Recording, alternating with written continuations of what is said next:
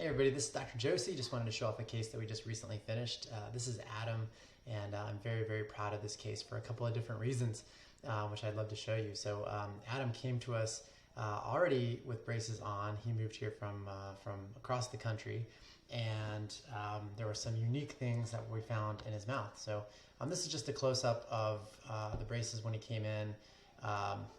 We can see really, really bad oral hygiene, so a lot of food and plaque on the teeth, and this was something that we really had to stay on top of over treatment.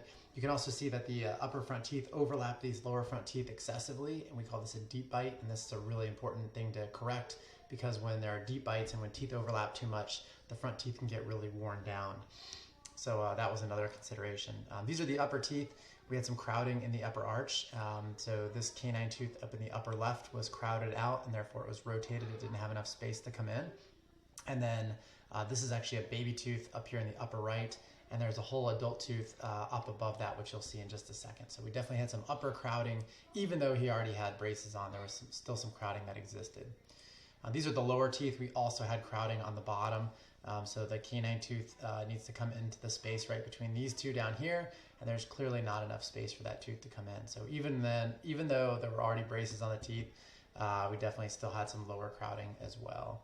So lots to be done, but this was the big issue. So when we looked at the x-ray, we saw that there was a tooth up here in the upper right. This is the upper right canine tooth, and we had a radiograph, an x-ray that came from the previous orthodontist, and the x-ray was not of very good quality, but you really couldn't see this tooth way up there. And there was, all indications point to that the previous orthodontist did not realize that tooth was up there. There didn't seem to be anything in the treatment plan indicating that there was an impacted tooth or how it was going to be brought in.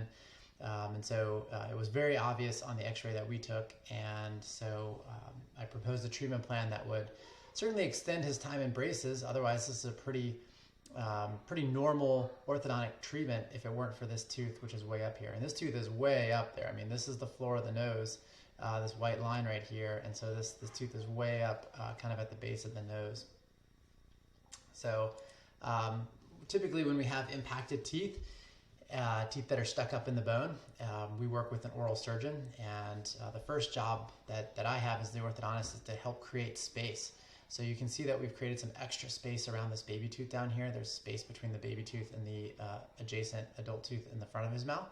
So we've created that extra space, and then we've sent him to an oral surgeon, and the oral surgeon is going to, what we say, expose and bond this tooth. So they find this tooth up here, they attach a little pad that has a gold chain running off of it, and we use that gold chain, we the orthodontist use that gold chain to help bring the tooth into the mouth. Now, this tooth was so far up there and so close to the floor of the nose that my oral surgeon was really skeptical that we'd be able to even bring this tooth in successfully. So typically in these cases, the baby tooth where the adult tooth is going to come in is extracted, and the adult tooth has the expose and bond procedure.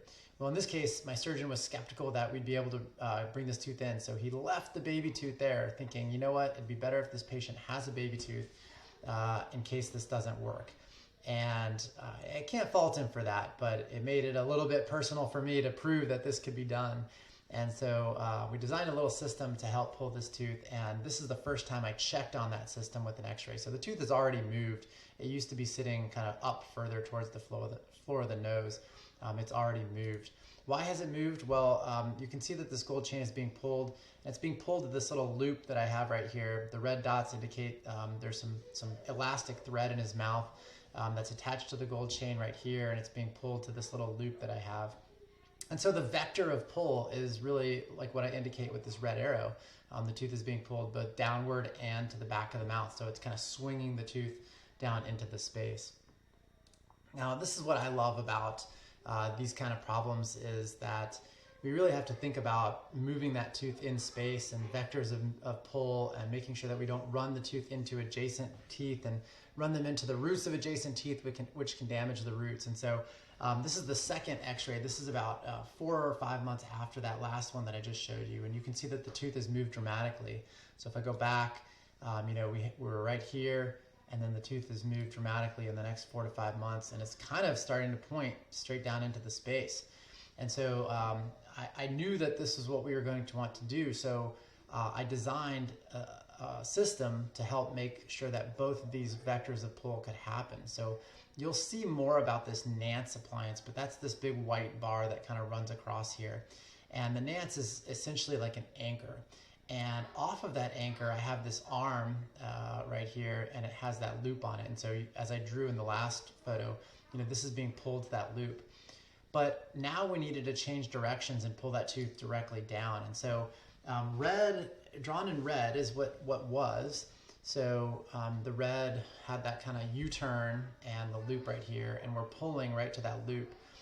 I bent this arm in the direction of these dotted blue lines, so the arm extended now straight out, and the loop was straight underneath, straight into the space that it needed to be brought into. And so now we're going to start to pull the tooth directly down.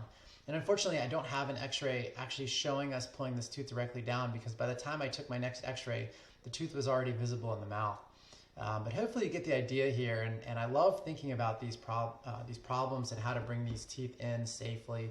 I love designing this system where all I had to do was bend an arm, and now I could change the direction of pull for this tooth. So this is the Nance appliance. So it's a band around this tooth in the back and a band around this tooth, and has a little button that goes up into the roof of the mouth, and that's providing an anchor to really kind of pull off of.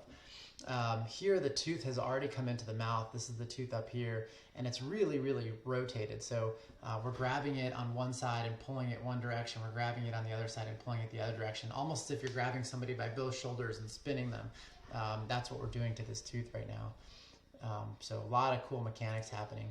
At our next progress records, we could see that the tooth was in the mouth, and it even had some extra space around it. So again, we want to make sure that we maintain that extra space. It gives us a safety net to make sure that we're not running this tooth into the roots of adjacent teeth, which can damage the roots of those adjacent teeth. And then here we are at the finish. This is the day that we took the braces off. That tooth is fully in. So definitely very proud of this. It took a long time. It took us, more than three and a half years, which is quite a while. But I'm very proud that we have that tooth in, and that this is looking really good. I still have a few braces on these back bottom teeth because the very last teeth on the bottom were very, very slow to come in. They just started coming in the last few months of our treatment, and so I'm just guiding them into their correct positions at this point. But here's Adam when we finished, and he's got this great looking smile. Adam has certainly grown up a ton. Here's the x-ray of our finish, and you can see that that tooth is now fully in, pointed straight up and down, which is an amazing change from where we started. And here's the difference between Adam smiling at the start and at the finish. You can see that he's grown up a lot, and we certainly got to know Adam really well over treatment. And so that made celebrating with him even sweeter.